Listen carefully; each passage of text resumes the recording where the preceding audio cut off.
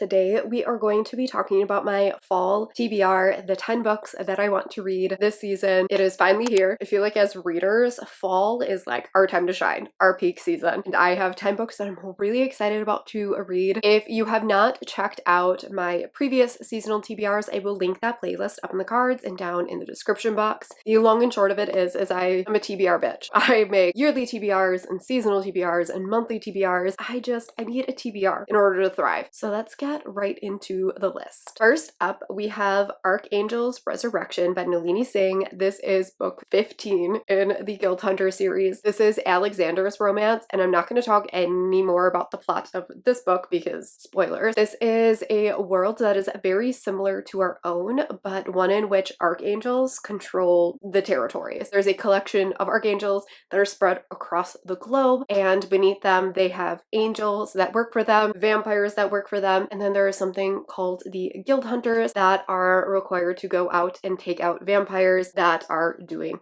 bad things. The crux of this series is a romance between an archangel and a guild hunter. Things have obviously gone from there. We are now 15 books in. I don't know if we're going to get more books in the series after this, but I do believe that this is currently the last book that has been contracted, so I'm hoping we get more books. Then we have one of my post-anticipated fall releases, and that is Before I Let Go by Kennedy Ryan. And we all just take a moment and look at this cover because it is so beautiful. Tiff from Tiff Talks Pages, who I will link down below, was doing some stories over on her Instagram while she was reading this, and I'm even more excited to read this now. This is a second chance romance between a divorced couple. I believe the characters are older. Kennedy Ryan has posted some of the tropes. I'm pretty sure that there is an only one bed trope in here.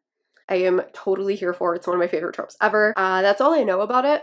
Kennedy Ryan's books are always beautifully written. I'm 100% expecting to cry in this. Next is A Wilderness of Stars by Shea Ernshaw. I love Shea Ernshaw. I think I've read all of her books up to this point, and this is a new YA, slightly magical sci-fi, and I believe this takes place in a world where there's some sort of disease that has kind of caused society to collapse. There is a teen astronomer. I believe she has the ability to read the stars, and the stars might hold the cure for the illness, and she needs to keep the fact that she can read the stars hidden, and I believe it's kind of like a band of misfits that come together to possibly try and save the world. Shea Ernshaw's writing is just absolutely stunning. I love her prose. I love her magical, whimsical vibe that she creates in all of her books, and so I'm very excited to give this one a read. I'm expecting to love it. And then we have Astrid Parker Doesn't Fail by Ashely Herring Blake. I keep getting these titles confused because it's a very similar phrase. And this is another female-female romance. This is Delilah's stepsister. I love Astrid. She is so type A and very like tightly wound. And in this one, she is an interior designer that is having a romance with a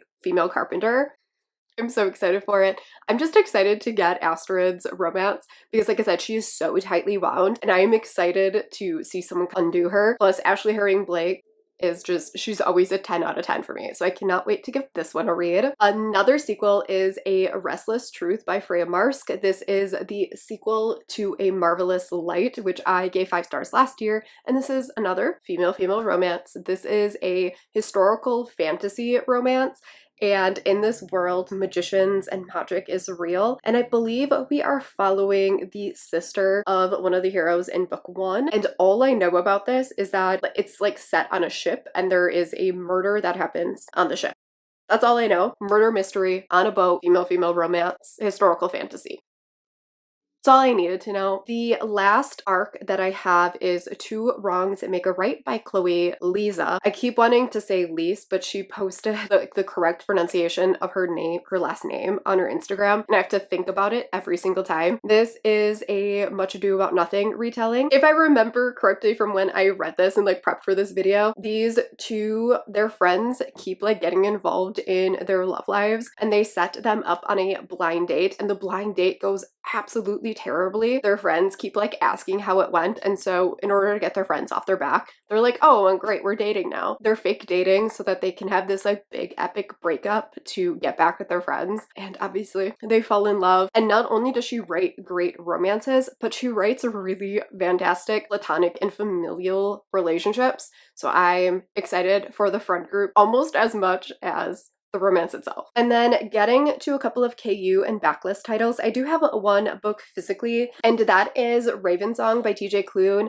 This was one of the options for my September TBR, and this one didn't win, but if we're going into the fall season, into the spooky season, so I feel like werewolves is a good choice. And I really, really want to continue on with this series.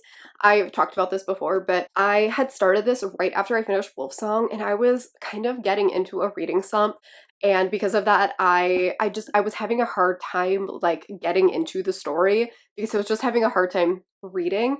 And this is a story that kind of requires a lot of you as a reader. It's really emotional, and I wasn't there mentally for this book. So I really want to continue on with the story. I love this town and these characters and this family, and I'm very excited for the second chance romance. It is between Gordo and Mark, and one of them has magic and one of them is a werewolf. And I believe they had a romance as like teenagers. They kind of ended up going their separate ways for a bunch of different reasons. And now they are back in the same town, and they're pack members now through a series of events. And I think it is their second chance romance. This series makes me cry. Another sequel is Hunting Adeline by Ashely Carlton. This is the sequel to Haunting Adeline, which I read in August? No, July. I read it for Summerween. I really want to wrap up this series because I have a bunch more of Ashely Carlton's books sitting on my TBR, and I really want to finish this one up. This is a dark romance sequel. It has vengeful stalker, a girl that is living in this very isolated town with a dark family history. So luckily this is the seasonal TBR because I have another very long book, and that is Her Soul to Take by Harley LaRoux, and this is a dark demon romance.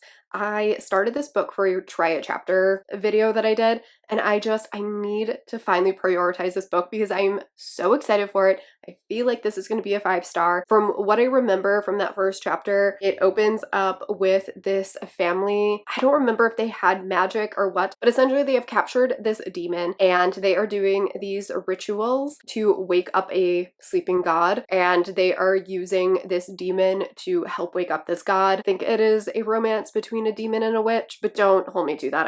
I don't entirely remember, but I'm very excited for it. I've heard nothing but good things about the series. And then the final book is actually a collection of novellas, and that is the Peculiar Taste series. I think this is only the first round. I think there's going to be like more of these. I was kind of on the fence about whether or not I was going to read this, but Steph from Novelty Corner just did a video, which I will link down below, but she really ended up liking this, and I decided, you know what, I'm going to do it. It's a bunch of novellas. It's going to be perfect for October. So these are all monster romances surrounding the shadow market. So I believe in book 1, the veil opens to the shadow market, and we are kind of following some characters surrounding the shadow market across those 2 days. And it ends with the Fae Queen, who is like in charge of the Fae market. Like I said, I was on the fence about whether or not this was something that I was going to read, but since it has been getting good reviews and they are super short and we are going into the spooky season, this feels like the perfect time to give it a try. So that is all 10-ish books on this fall TBR. Let me know if any of these are on your TBR. Let me know what you are most excited for this season. Let me know what you're most excited to see me read and review, and I will catch y'all in my next video. Bye!